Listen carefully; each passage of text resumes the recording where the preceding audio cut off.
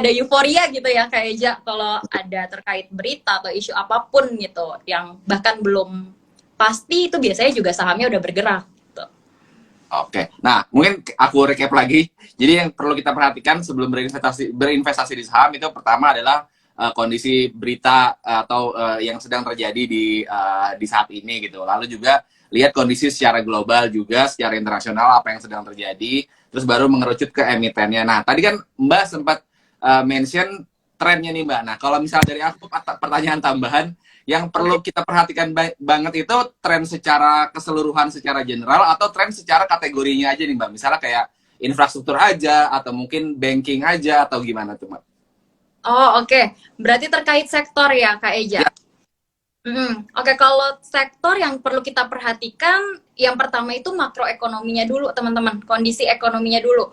Nah, kalau misalnya sekarang itu kan yang current updates lah ya, yang sekarang itu ya. baru itu adalah suku bunga BI kan naik.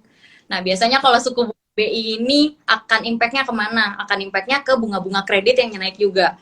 Nah, biasanya yang diuntungkan kan saham-saham yang perbankan, itu keuangan, karena dia bisa menaikkan bunga kreditnya gitu. Tapi di lain sisi ini impact-nya agak sedikit negatif umumnya kepada saham-saham yang memang utangnya banyak gitu.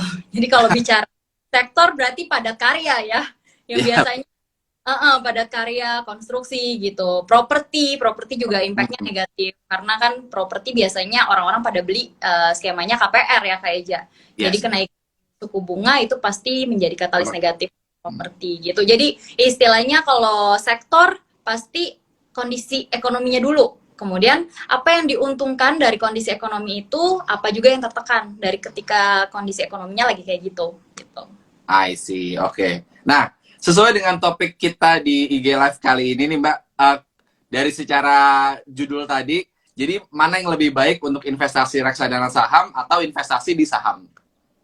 Oke, wah kalau ditanya mana yang lebih baik, terus aku jawabnya sesuaikan profil risiko, itu kayak udah bosan ya kayaknya. Terlalu standar gitu.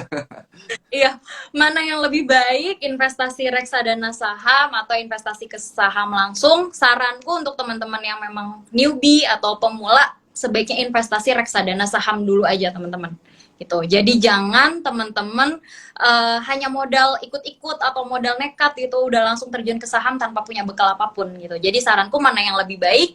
Semuanya itu baik, tapi memang balik lagi ke profil risiko. Kalau teman-teman agresif, ya coba dulu ke reksadana saham gitu. Oke.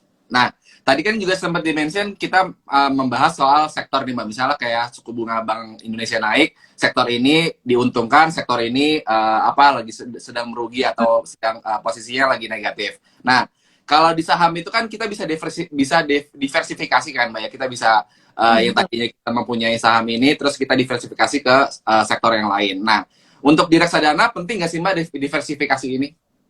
Oke, kalau aku dengar kata diversifikasi, kayaknya ingat don't put all of your eggs in one basket gitu langsung Iya, tuh teringat. langsung ke situ ya. Ya, teman-teman ya, simpelnya diversifikasi itu keragaman. Nah, keragaman ini untuk apa? Untuk meminimalisir risiko.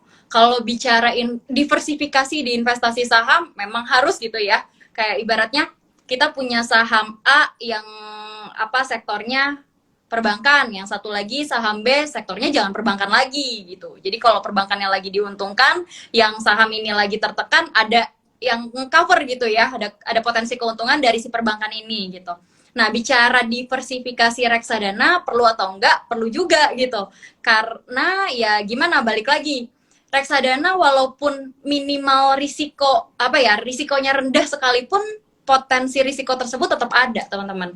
Jadi tetap diversifikasi reksadana, portfolio reksadana, tapi ya mungkin balik-balik lagi ke profil risiko secara porsi ya.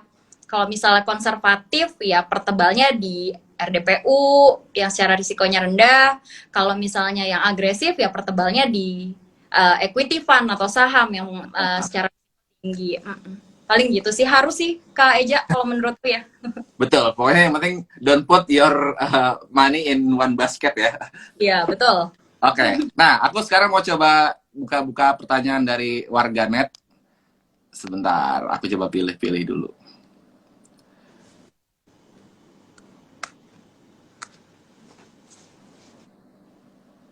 Pertanyaan dari Tujuh Aditya Nugroho nih Mbak. Izin bertanya, ketika kita membeli reksadana saham A yang mengelola saham ABCD, apakah nanti saham yang dikelola ini dapat berubah sewaktu-waktu?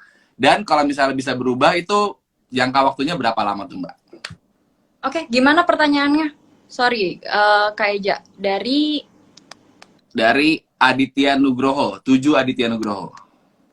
Ah, apakah nanti saham yang dikelola ini dapat berubah? Jika dapat berubah, biasanya dalam jangka berapa lama? Oke, dalam jangka berapa lama itu sebenarnya tidak ada yang pernah tahu ya berubahnya itu dalam jangka berapa lama. Karena balik lagi teman-teman, reksadana saham itu kan ada yang mengelolanya, ada fund manajernya. Nah, Ya. itu tergantung kinerja dari si fund manager tersebut, bagaimana strateginya. Kalau misalnya kita bicara reksadana saham, yang pergerakan saham aja tuh setiap hari fluktuatif nih. Ada potensi nggak sih untuk terjadinya penurunan? Ada pasti. Tapi fluktuasinya tidak setinggi sahamnya langsung, teman-teman. Karena di dalam satu produk reksadana saham itu kan isinya beragam. Ada saham A, B, C, D, E gitu ya. 80%-nya minimal saham semua gitu. Satu produk tersebut. Jadi kalau misalnya ada 2 atau 3 saham yang katakanlah dia turun sampai ARB, sampai batas bawahnya gitu, katakanlah ya, dari beberapa saham yang di dalam portfolio itu. Nah, itu belum tentu penurunan reksadana sahamnya juga sama, teman-teman. Karena ada saham lain yang menopang penurunan tersebut, gitu. Oh. Nah, itu juga salah satu reksadana sahamnya tuh. Ya, semoga menjawab ya, Kak Eja. Oke. Kita coba cari lagi pertanyaan dari warganet. Warganet.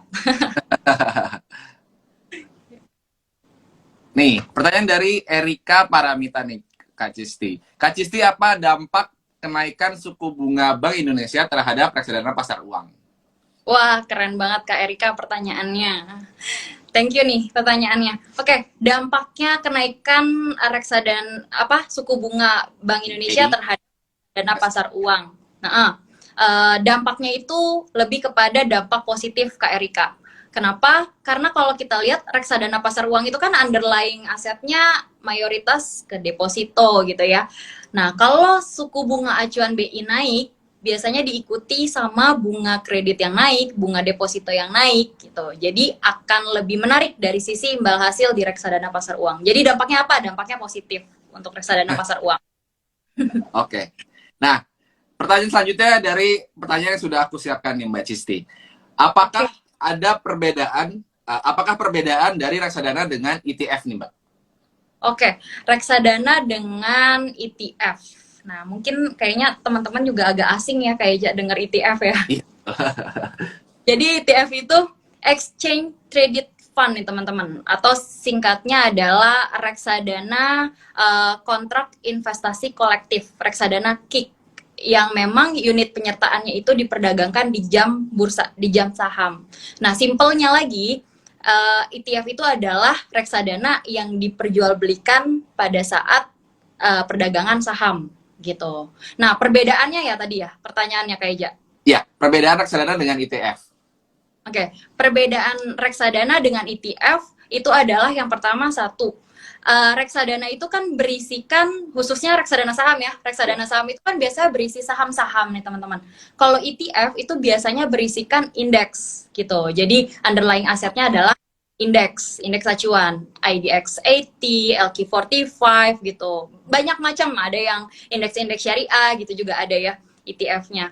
Nah, kemudian perbedaannya apa lagi? Perbedaannya kalau ETF ini terbagi dari 2 market, teman-teman. Jadi ada primary market, ada secondary market.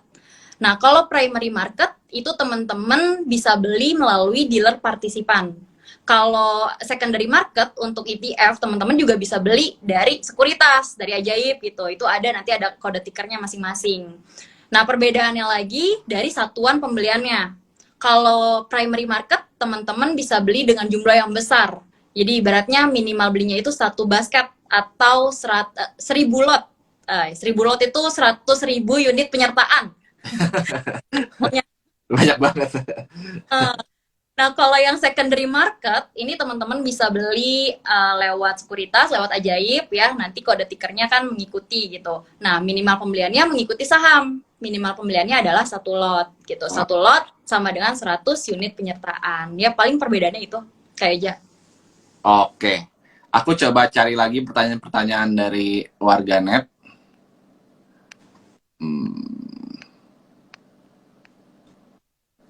Nih, pertanyaan dari Subistia. Reksadana dapat dividen juga nggak sih, Mbak? Oke. Wah, pertanyaannya menarik nih ya. Kalau reksadana saham bagi dividen atau enggak itu balik lagi kepada kebijakannya MI teman-teman, karena memang ada beberapa MI yang mempertimbangkan dividennya itu dibagikan atau didistribusi langsung gitu ya, tapi ada juga yang mempertimbangkan dividennya itu untuk diinvestasikan kembali, di reinvestment gitu ibaratnya. Nah, diinvestasikan kembali kemana? Ke produk reksadananya. Jadi nanti akan ada penambahan dari sisi nilai aktiva bersih atau NAV reksadananya. Gitu. Oke, seperti itu jawabannya. Aku cari lagi pertanyaan-pertanyaan. Nah, pertanyaan selanjutnya. Dari Viola Almirani, Mbak Cisti. Bagaimana cara mengetahui resiko dari masing-masing profil reksadana nih, Mbak? Dari profil reksadana, maksudnya gimana tuh? Di sini cuman dari masing-masing profil reksadana. Oh, mungkin profil per ini kali, Mbak. Kayak misalnya cara mengetahui resiko dari RDPU, dari RDPT gitu, dari reksadana campuran atau saham gitu. Mungkin seperti itu. Oke, cara mengetahui risiko dari masing-masing jenis reksadana, ya kalau misalnya reksadana pasar uang, tadi kan aku udah bilang nih teman-teman ya, kalau reksadana pasar uang itu kan risikonya paling minim, paling rendah, paling low dibandingkan 3 jenis lainnya. Itu karena isinya itu kan deposito, Ya, obligasi jangka pendek gitu ya, yang tentunya tidak fluktuatif kayak saham gitu. ya. Nah, yang kedua, cara mengetahuinya lagi kalau dari fixed income atau pendapatan tetap, ini kan isinya itu 80% minimal obligasi. Ya, entah obligasi korporasi, obligasi pemerintah, atau apa obligasi jangka pendek, jangka panjang, jangka menengah gitu ya. Pokoknya minimal 80%-nya itu di bond. Nah, bond itu ada yang namanya risiko dari gagal bayar gitu. Kalau korporasi lah gitu. Nah, risiko gagal bayar itu biasanya kejadiannya itu ya minim lah, nggak seperti saham yang pergerakan naik turunnya tuh tiap hari gitu. Nah, ini setingkat di atas RDPU atau money market risikonya, ya karena risiko sama return itu kan linear ya kayak bergeraknya berbanding lurus gitu. Kalau risikonya tinggi, pasti ada return yang tinggi juga gitu di baliknya. Nah, kemudian yang ketiga, balance fund. Balance fund itu kan campur-campur nih.